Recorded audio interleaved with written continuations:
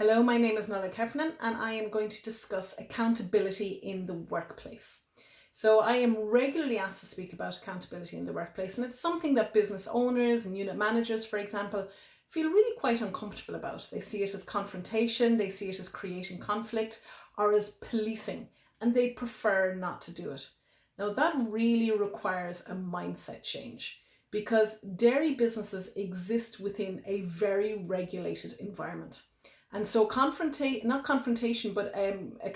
should be seen as an extension of the environment in which the dairy business operates. So dairy business is going to be compliant around things like animal welfare, health and safety, environmental obligations, employment law, many regulations that set out what that business, how that business is supposed to engage. So they're like the rules of engagement. And when those obligations are contravened, well, sanctions are put in place. So you are going to be penalised for not complying with those regulations. And therefore, it is important that you bring that mindset into the workplace, because as a business owner, the liability is with you, and it's important that you're creating a system that supports you to be compliant to the externally imposed regulations. So when we think about compliance, it's about holding people accountable in the system, but actually creating a system that makes that easy to do. Now, how do we create a system that makes it easy to hold people accountable? Well, we're going to the most important aspect of accountability is timely intervention. So timely intervention is the really key factor. Timely intervention means that it makes everything much easier to do, and we end up having conversations, constructive conversations, rather than conflict or confrontation. So timely intervention helps us to do this well. Within timely intervention, we're going to have, we need to take accountability along 3 steps. So first and foremost, we have consistency. Okay.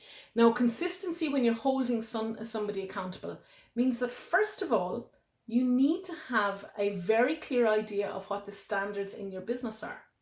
You also need to make sure that everybody in your business is very aware of that. So what are the do's and don'ts of your business? And can every member of your business, every staff member, roll them out quite quickly because they know what's acceptable or unacceptable? So we're going to see, leaving your animals unsafe, not having enough water, poor milk quality. All of those things are going to be kind of given. But is it really obvious to all of those members in your business? Do they know exactly what temperature they're supposed to leave the milk cooling at overnight? All of those things are standards that should be very, very obvious to everybody in the workplace. When we have standards that are obvious in the workplace, it makes it much easier for you to be consistent because you've got something to set your standard against. Now, part of consistency is having a feedback loop. And a feedback loop would be you asking yourself, what is it about me or the system that prevented that from happening? So the feedback loop is not automatically blaming the employee. It's actually questioning whether the mistake happened because the system allowed it or I as the employee allowed it. So consistency means that you are constantly thinking about how did this occur, and as a result people know that they're not being slaughtered for something they didn't know about, that they're not getting in trouble unnecessarily, or that you're treating them differently to somebody else. So consistency is about being fair in your behaviour to different people. So have a feedback loop. What did you do that prevented that job being done properly? Did you miscommunicate it? Was there a misunderstanding? And taking that information, how can you prevent it happening again? So maybe you're putting a standard operating procedure in place to make sure that there is consistent information around completing that task. If all the correct information is there, well, then you can hold somebody accountable for poor behaviour. But it's not poor behaviour if the system isn't allowing correct behaviour. Okay, so we've got a feedback loop. Part of that feedback loop as well as part of consistency is about being strict but fair. Now, what's interesting is people, we know from leadership research that people respond really well to leadership that is strict but fair. What does it mean? It means you'll be held accountable, but you'll be fairly held accountable. And consistency is fairness, that I will be, if I do something wrong, I'll be held accountable for it, but so will every other member of staff. It also means that the employer or the unit manager would put their hand up and say, actually, that's my fault as well. So strict but fair means that people are held accountable and they understand they will be held accountable and they accept that they're being held accountable. Okay, so strict but fair. We then have, moving from that idea of strict but fair, we have a concept of fairness itself. So we have a large concept of fairness when we're looking at holding people accountable, and part of that is that the punishment or the discipline that is being imposed as a result of something going wrong, as a result of poor behavior or misdemeanor, is strict but is not strict but fair, but is swift and fair. Okay, so we've got strict and fair here, but this one is swift and fair. So it's important that you hold the person accountable as quickly as possible after the fact. That you don't gather up all of the evidence of everything they've done wrong and then just throw it at them all in one go. So it should happen as soon as possible after the fact, and it should be proportionate to the misdemeanor. So the punishment fits the crime.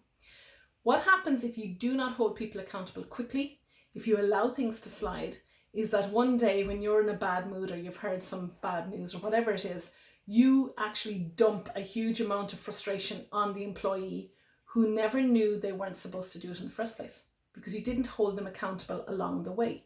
So you've got a scenario where you're attacking them, but it's not fair because they don't know what they did wrong because they weren't told in the first place. And that's about creating consistent accountability. So when we talk about, I don't want to be policing, you have to police, particularly when you're setting up a system when you've got new employees. You've got to police very heavily so that people feel that they're being held accountable at the right time and that you're giving them that actually what you're doing is correcting them, so it becomes a correction and not a telling off.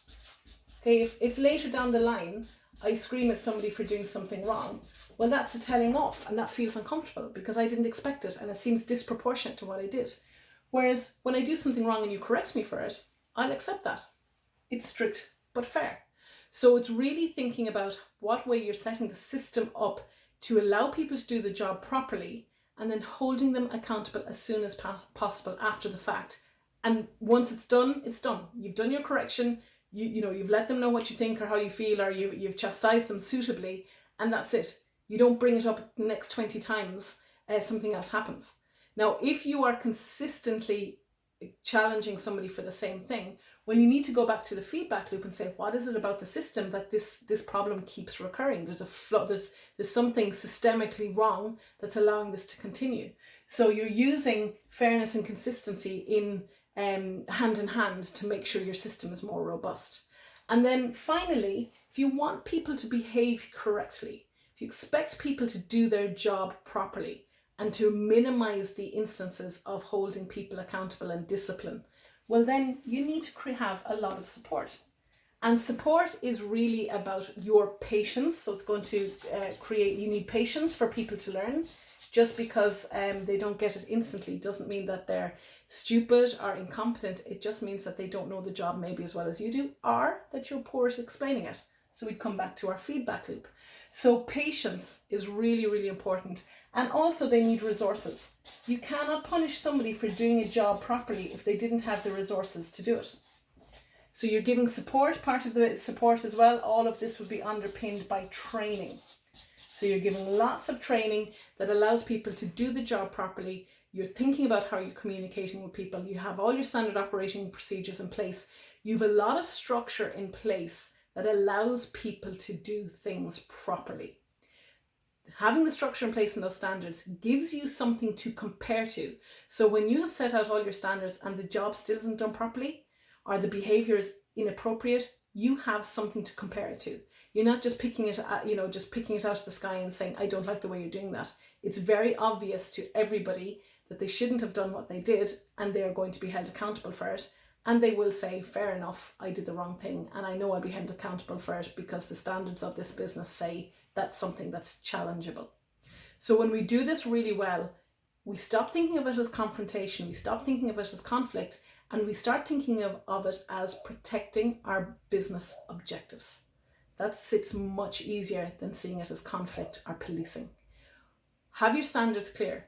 understand that you work in a very heavily regulated business, that regulation doesn't stop at your front gate, that you need to bring that concept of regulation into your business in order to create a foundation of responding appropriately to those externally imposed regulations. You need to understand that the liability falls with you, so it's in your interest to set up standards and structures to police in order to create a system that is compliant and that supports you in your legal obligations. So compliance is an extension of what your business is already subject to. People like being held accountable. It creates clarity. If you do not hold your staff accountable, you're basically communicating to them that you don't trust them, you don't think they're mature adults that are capable of being told how to do something properly, but that instead you're mollycoddling them as children. Nobody responds well to that. Because you live in an environment that is heavily regulated, because you live in a developed country that is heavily regulated, your staff members, your employees come to your business expecting to comply, expecting to be held to standards. Do not be afraid to hold your staff members to the levels of accountability that allow your business to function appropriately.